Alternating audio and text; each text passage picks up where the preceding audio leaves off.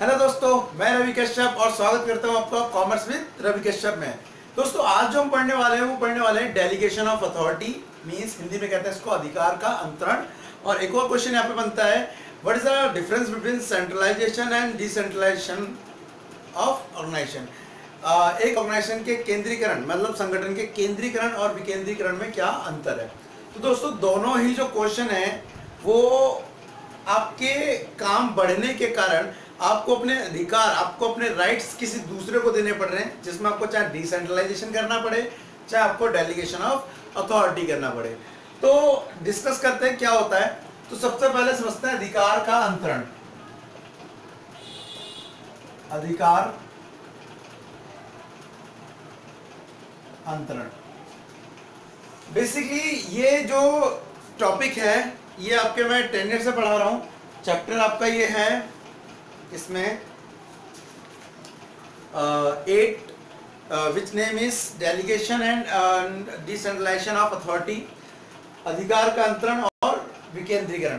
तो दोस्तों, यहाँ पे जो आपका पहला क्वेश्चन इंपॉर्टेंट बन रहा है एग्जाम के लिए वो है सत्ता प्रत्यायोजन का से आपका क्या अभिप्राय है, जिसका मतलब होता है अधिकार का अंतरण हिंदी में एग्जैक्ट। और इसके तत्वों की व्याख्या कीजिए, मतलब इसके अंदर क्या क्या चीज आती है।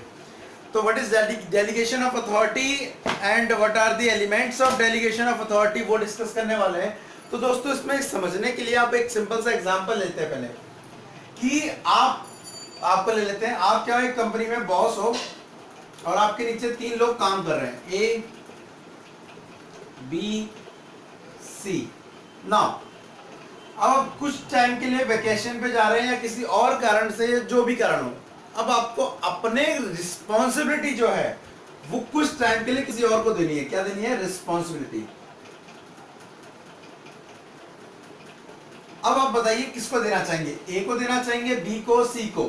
आई थिंक आपको मान लेते हैं ए पे ज्यादा बिलीव है, तो आपने ए को कहा कि मेरे जब तक नहीं आता तब तक क्या तो मेरी पोस्ट को संभालोगे, ठीक है। तो इसमें क्या हुआ, आपने उसको क्या दिया, काम दे दिया, उत्तरदायित्व दिया, मींस रिस्पॉन्सिबिलिटी दे दी। दूसरा, आपने उसको अपनी कंपनी की चाबियां दे दी कि ले भाई ये कंपनी खोलने, बंद करने, सामान निकालने, रखने की जिम्मेदारी तेरी है। आपने उसको रिस्पॉन्सिबिलिटी के साथ क्या दे दिया, अधिकार।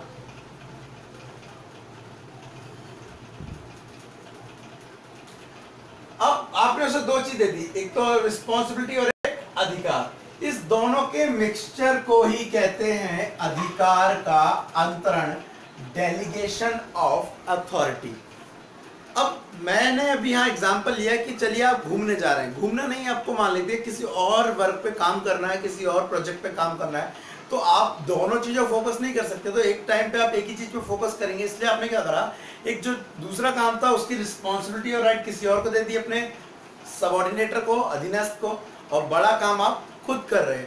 तो इस जब कुछ टाइम कर अपने अधिकार अपने छोटे कर्मचारी मतलब अधीनस्थ को दे देते हैं, तो उसे क्या बोलेंगे, अधिकार का अंतरण। तो ये तो हुई इसका मीनिंग। अब दोस्तों, एक क्वेश्चन आ रहा, what are the elements of delegation of authority, अधिकार अंतरण के क्या तत्व हैं, कौन कौन से तत्व हैं। तो मैंने अभी वैसे 2 तत्व आपको बता ही दिए, मैं यहां पे लिख देता हूं, डेलीगेशन ऑफ अथॉरिटी, जिसमें आपको 3 एलिमेंट चाहिए। पहला तो रिस्पॉन्सिबिलिटी,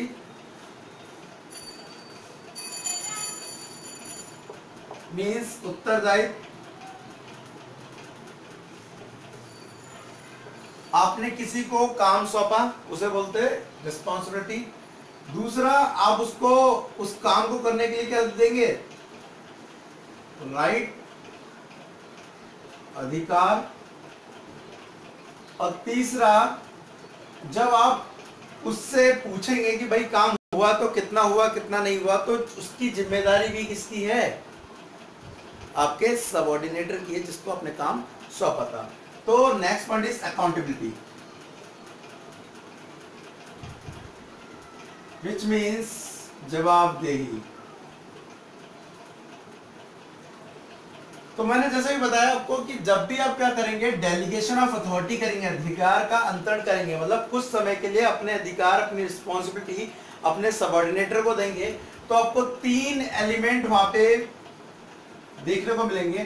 पहला, आपको वहां पे रिस्पॉन्सिबिलिटी देनी पड़ रही है, मतलब इन तीनों के बिना तो डेलीगेशन ऑफ अथॉरिटी हो ही नहीं सकता। सबसे पहले आपको क्या देना पड़ेगा, रिस्पॉन्सिबिलिटी देनी पड़ेगी, उसके बाद उस काम को करने के लिए राइट देना पड़ेगा, और उसके बाद उससे जवाबदेही होगी, अकाउंटेबिलिटी।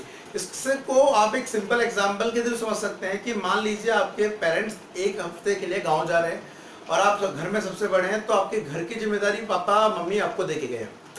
अब ध्यान रखना, जिम्मेदारी दी है, घर देखना है, राशन लाना है, सारी चीजें आपको करनी है, तो ये आपको क्या दे दिया गया, रिस्पॉन्सिबिलिटी, उत्तरदायित्व। लेकिन क्या हुआ, फनी बात ये हुई कि घर वालों ने आपको पैसे नहीं दिए चलाने के लिए कि राशन तो ले लो, आपने कहा कि राशन के लिए पैसे दे दो, नहीं पैसे नहीं देने तेरे को यार, तू बेकार जगह खर्च कर देगा। तो एक बात बताइए, जब आपने रिस्पॉन्सिबिलिटी दी है तो रिस्पॉन्सिबिलिटी के लिए क्या दो, अधिकार भी तो देने जरूरी हैं। अगर आपने रिस्पॉन्सिबिलिटी दी लेकिन अधिकार नहीं दिए तो जवाबदेही तो कैसे हो जाएगी यार, मीन्स काम पूरा कैसे होगा। तो जब भी आप चाहते हैं कि काम पूरा हो तो आपको रिस्पॉन्सिबिलिटी देनी है, अधिकार देने हैं, बाद में उसकी क्या कर लेनी है, जवाबदेही लेनी है, मीन्स अकाउंटेबिलिटी। ठीक है, तो ये तो आपको होगा क्वेश्चन नंबर फर्स्ट कि डेलीगेशन ऑफ अथॉरिटी क्या और इसके एलिमेंट क्या है। दोस्तों यहाँ पे जो दूसरा क्वेश्चन आपके एग्जाम में आ रहा है इस चैप्टर से, वो एक टॉपिक इसमें आ रहा है कि अधिकार को सौंपने के क्या लाभ होते हैं। मीन्स आपने कुछ टाइम के लिए दूसरे को काम सौंप दिया तो उसके आपको बेनिफिट क्या मिलेंगे। तो मैं आपको बताना चाहूंगा पॉइंट वाइज कि आपको अपने डेलीगेशन ऑफ अथॉरिटी से क्या क्या प्रॉफिट हो सकते हैं। सबसे पहला जो यहाँ पे पॉइंट दिया वो दिया स्पेशलाइजेशन, विशिष्टीकरण।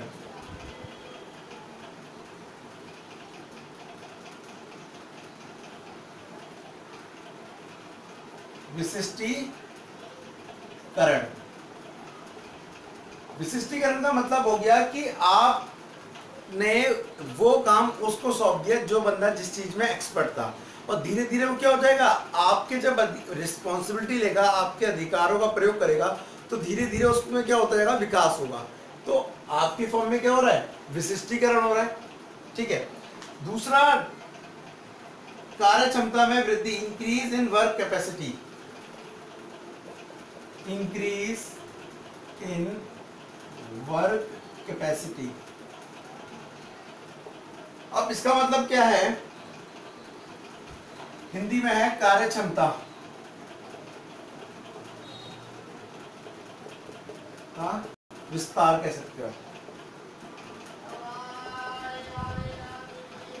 आपने अपने से छोटे कर्मचारी को एक काम सौंपा, माना वो आज पूरे परफेक्ट तरीके से नहीं कर पाएगा या थोड़ा कमी रह सकती है, लेकिन अगर उसे कार्य सौंपेंगे, आज की डेट में वर्क सौंपेंगे, तो कल के लिए वो तैयार हो रहा है, मतलब आने वाले टाइम के लिए वो क्या हो रहा है, तैयार हो रहा है। तो उसकी वर्क करने की जो कैपेसिटी है वो क्या होगी, बढ़ेगी। थर्ड जो इंपॉर्टेंट पॉइंट आता है यहाँ पे आपका, वो है एग्जीक्यूटिव डेवलपमेंट, प्रबंधकों का विकास। एग्जीक्यूटिव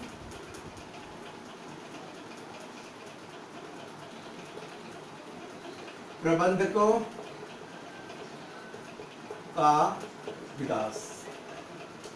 अब भाई काम सौंपने से एग्जीक्यूटिव डायरेक्टर का विकास कैसे हो रहा है भाई, ग्रोथ कैसे हो रही है जी, ऐसे हो रही है कि जब वो अपने काम दूसरों को सौंप देगा तो वो और जो डिसीजन है और जो काम है उनको कर सकता है, तो मतलब उसकी क्या होगी, ग्रोथ होगी पहले की तुलना में, क्योंकि उसने कुछ अधिकार अपने कुछ काम औरों को सौंप दिया, जिससे उसका काम ज्यादा होगा इस बार।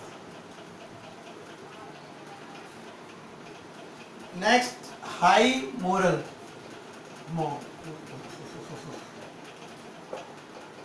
सही बात है यार, जब हमें कोई बड़ा काम सौंपा जाता है ना, तो हमारा जो मोटिवेशन होता है, हम खुद ही फील करते हैं यार मैं इस लायक हूं क्या सही में, तो हमारा जो मोटिवेशन होता है वो एकदम से ऊपर चला जाता है। तो यस, हाई मोरल, इसका मतलब क्या हुआ, हमारी जो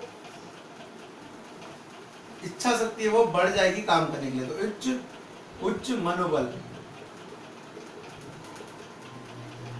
ये 4 बेनिफिट है आपके बेसिकली किसके। एक और हो सकता है वैसे, यहाँ पे 2 तो दिए हैं, मैं एक और ले सकता हूँ। क्विक डिसीजन ले सकते हो आप, क्विक डिसीजन, शीघ्र निर्णय।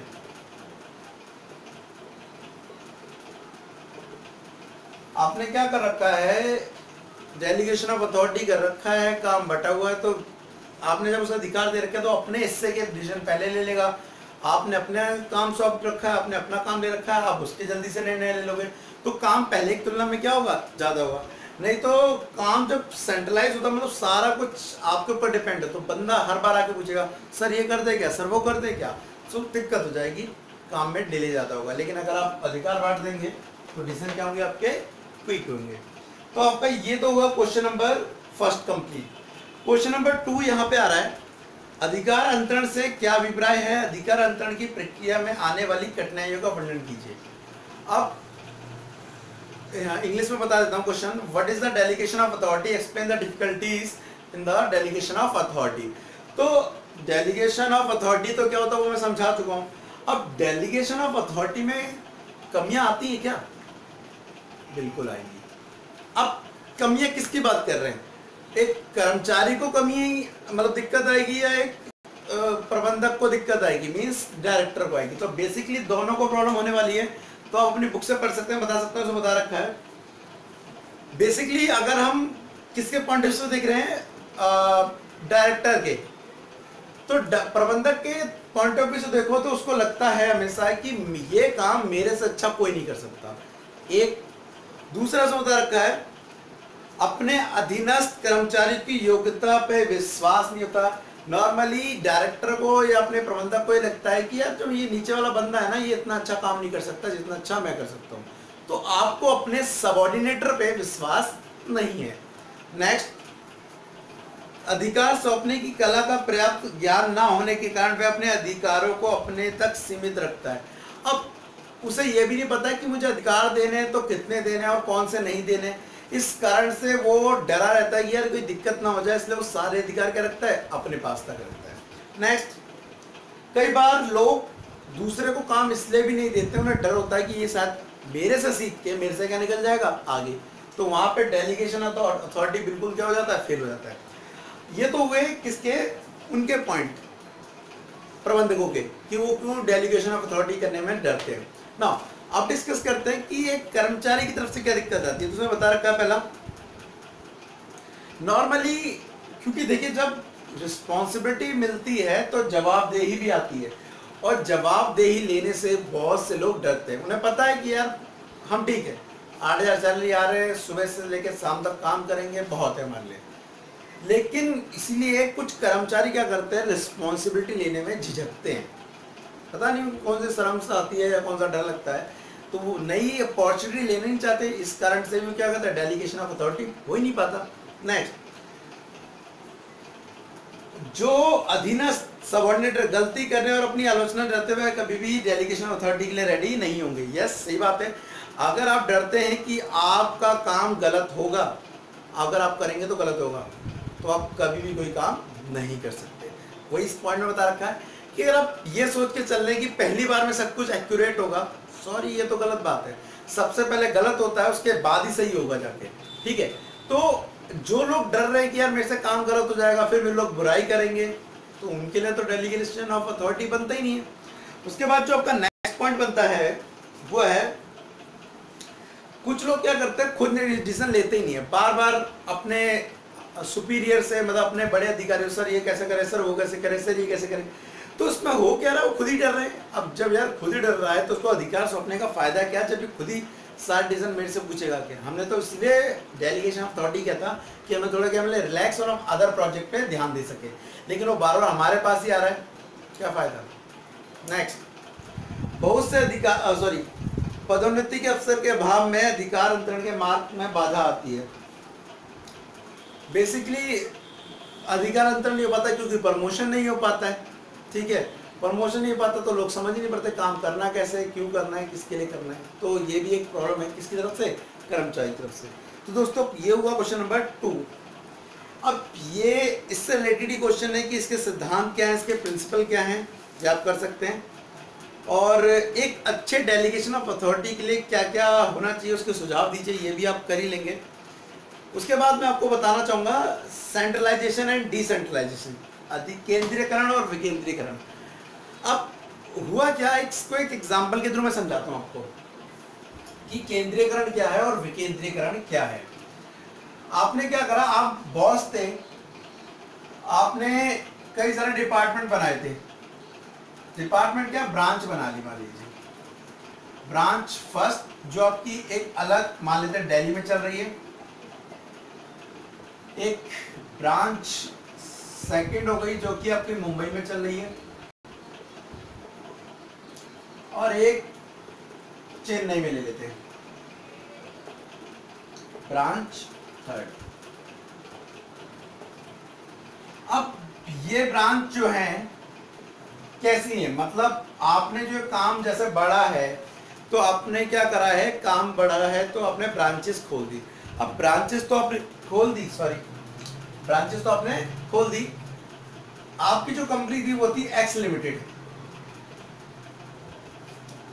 अब यहां का जो हेड है वो ए है, यहां का हेड है बी, यहां का हेड सी। अब क्या होता है, एक सिंपल सा एग्जांपल लीजिए कि एक चेन्नई की ब्रांच में आज लड़ाई हो गई है सफाई वाले की किसी से, आपकी कंपनी के सफाई वाले की लड़ाई होगी किससे, तो वो अब सफाई वाला अब सी से बोलता है, मतलब इसके नीचे कई सारे लोग काम कर रहे हैं, तो वो किससे बोल रहा है, सी से। तो सी क्या करता है, कॉल लगाता है किसको, आपको, हाँ सर आज कंपनी में ऐसी ऐसी दिक्कत हो गई है, क्या करना चाहिए। एक सिंपल सी बात है, छोटा मैटर था जो कि आपके स्तर तक, आपके लेवल तक निपट सकता था, आपने किसको कॉल लगाया, बॉस को। तो हो क्या रहा है, यहां पे ये एग्जांपल था सेंट्रलाइजेशन का। सेंट्रलाइजेशन में क्या होता है, बॉस सारे अधिकार, हिंदी में कहते हैं इसको केंद्रीकरण, केंद्रीयकरण। इसमें बॉस सारे अधिकार अपने तक सीमित रखता है, वो ग्रोथ तो करता जाता है, बिजनेस तो बढ़ाता जाता है, लेकिन सारे के छोटे से लेकर बड़े अधिकार किसके पास रखता है, अपने पास। अब पता नहीं उसको कौन सा डर होता है, जो भी हो। तो ये हो गया सेंट्रलाइजेशन। अब लेकिन अगर बॉस ने कहा कि भाई तुम अपने स्तर तक के निर्णय डिसीजन खुद लो, ठीक है, हाँ अगर कोई बड़े डिसीजन हो फाइनेंस से रिलेटेड, ठीक है, वो भी कौन से 5 लाख 10 लाख से अबव वाले, तो उसके लिए आप मुझे कांटेक्ट कर सकते हैं। हाँ आप नहीं तो आपको मंथली आना है, मेरे को रिपोर्ट देनी है वैसे तो, और तो आप डिसीजन खुद लीजिए। तो ये जो एग्जांपल हो गया वो हो गया डिसेंट्रलाइजेशन का, डिसेंट्रलाइजेशन। अब इसके अंदर किसका मतलब क्या हो गया, इसका मतलब हो गया विकेंद्रीकरण। ये भी समझ आ गया आपको। तो अब विकेंद्रीकरण ज्यादा अच्छा है या केंद्रीकरण ज्यादा अच्छा है, इट्स डिपेंड कि फर्म कितनी बड़ी है आपकी और अधिकार कितने हैं, फाइनेंस क्या है, लोग कैसे, कर्मचारी कैसे। तो ये भी एक क्वेश्चन होगा शायद आपकी कैरियर में कि डिसेंट्रलाइजेशन कहाँ पे अच्छा है। तो दोस्तों ये जो आपका था चैप्टर 8, जिसमें से आपके एक्सपेक्टेड क्वेश्चन बन सकते हैं 4-5, तो इनको आप प्रिपेयर करके अच्छे मार्क्स ला सकते हैं। दोस्तों ऐसी और वीडियो देखने के लिए आप हमारे चैनल को सब्सक्राइब कर सकते हैं। आपको बता दूं सब्सक्राइब करने पर कोई चार्ज नहीं लगता है। सब्सक्राइब का बस मतलब ये होता है कि आपको जो मैं वीडियो डालूंगा लगातार मिलती रहेगी। तो कई बार लोग डर जाते हैं कि सब्सक्राइब मतलब अगर मैं रेड बटन पे क्लिक कर दूंगा तो मेरे पैसे कट जाएंगे, ऐसा कुछ नहीं है दोस्तों। तो आज के लिए bye bye, tata and thank you.